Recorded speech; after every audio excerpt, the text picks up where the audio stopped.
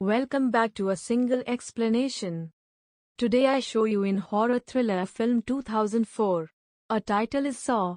At the beginning of the movie we see that the film begins with photographer Adam Faulkner, Leigh Whannell, waking up in a bathtub filled with water.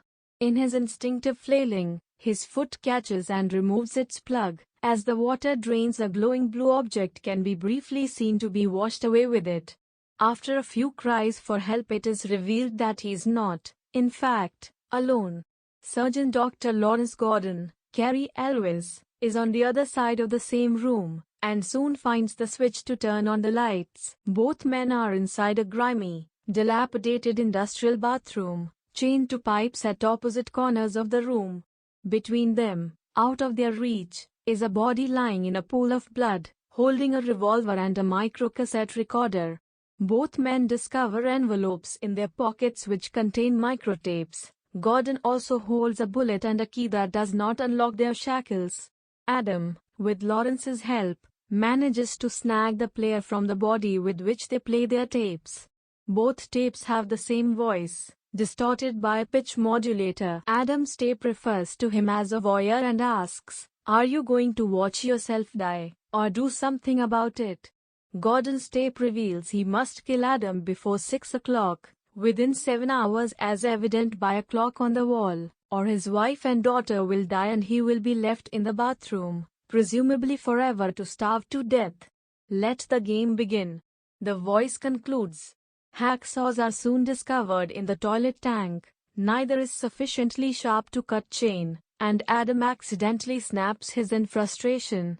Dr. Gordon realizes that the saws are meant instead for their own ankles, which, if sawed through, would free them from their shackles.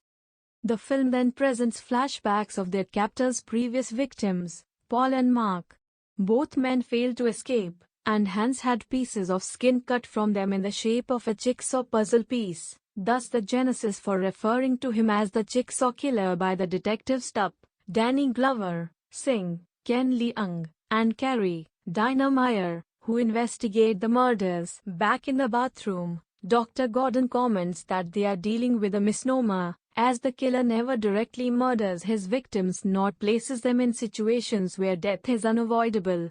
In yet another flashback we are shown the police interrogation, with Dr. Gordon witnessing behind a window, of Jigsaw's only known survivor, a highly traumatized heroin addict named Amanda Young, Shawnee Smith, who believes that her experience in the test has made her a better person in the end.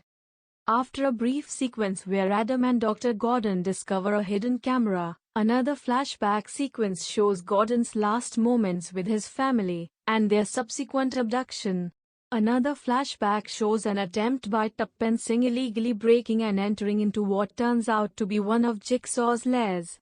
The two discover a man tied to a chair with 2 drills mounted on each side. Before the detectives can secure Jigsaw's arrest, he starts the drills. While Tupp subdues Jigsaw, Singh attempts to save Jeff, though Jigsaw helpfully points out a box that contains the key to release Jeff. The box in question is seemingly endlessly filled with keys. Singh shoots the drills instead, but the gunshots distract Tupp long enough for Jigsaw to escape, who slashes and permanently scars Tupp's throat in the process. While Tupp recovers from his deep knife wound, Singh pursues Jigsaw and is killed by multiple shotguns set on a tripwire. His partner's death has a permanent effect on Tupp, and what was already an unhealthy fascination with the case deepens into an obsession that leads to him being discharged from the police force. Convinced from a piece of evidence from earlier in the film that Dr. Gordon is the Jigsaw Killer, Tupp moves into a house across the street from Gordon's and monitors it with video surveillance. Back in the bathroom, Gordon, with assistance from Adam, discovers a box holding cigarettes, a lighter and a note suggesting he dip a cigarette in poisoned blood from the body and uses it to kill Adam. Gordon and Adam attempt to fool the camera by faking Adam's death with the UN-poisoned cigarette, but a strong electric shock is sent through Adam's chain, proving Adam to still be alive.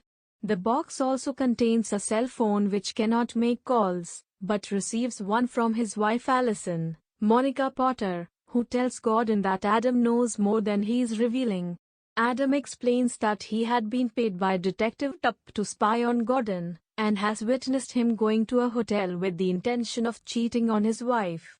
In fact, Gordon left the hotel before doing anything, but this is between Gordon and the other woman, Carla, one of the med students to which Gordon had been explaining the condition of a cancer patient of his, John Kramer, and no mention is made of possible previous encounters. In the pile of Adam's photographs which he hid from view of Gordon when found with the hacksaws, the two find a photograph of an orderly at Gordon's hospital named Zepp, seen through Gordon's window after he left the house.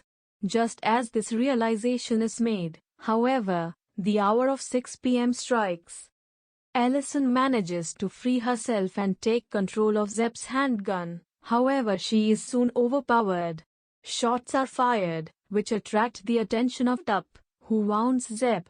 He is unable to keep him from leaving the house, however, intent on killing Gordon, who is only aware of the sounds of screaming and gunshots. Flung into a state of desperate temporary insanity, he follows his instructions by sawing off his foot and shooting Adam with a revolver held by the body in the middle of the room and the bullet found in his envelope. Zepp arrives, pursued by Tupp. However, Zepp manages to shoot Tupp fatally. He then enters the bathroom but tells Gordon he's too late, because it's the rules. Adam recovers from his gunshot wound, which was in fact non-fatal, and kills Zepp with the toilet tank lid. Gordon crawls away to seek medical attention, promising to return with help. Adam searches Zepp for a key to his chain and instead finds another microcassette player. As the climatic theme of the series, "Hello Zepp," begins, the tape informs Adam that Zepp was also following instructions under pain of death. As soon as Jigsaw's familiar voice ceases, the body lying in the center of the bathroom lets out a long breath. As Adam watches, his face frozen in horror, the dead man peels off the latex that gave the appearance of his head wound and then slowly rises to his feet. He's John Kramer, Tobin Bell, a terminal brain cancer patient of Gordon's. He is seen, briefly, in the same flashback where Zepp is, equally briefly, introduced. Jigsaw/John Kramer, whose voice is in fact quite weak, informs Adam that the key to his chain was in the bathtub all along. A quick flashback replays the opening scene of the movie, where an object is seen to disappear down the drain with the water. Adam reaches for a gun to shoot John, but is stunned with electricity, triggering an extended flashback sequence that runs through the vital shots of the movie in roughly 30 seconds. Just before he flicks off the lights in the bathroom for the last time, John repeats a line he said to Amanda immediately after she escaped. "Most people are so ungrateful to be alive. But not you. Not anymore." John then shouts, "Game over," before slamming the door shut, sealing Adam in the bathroom forever, screaming his despair over the end credits. And guys, how did you like the explanation of the Saw movie? We will definitely write in the comment section and share. Subscribe and like for such amazing videos, and see you in the next video.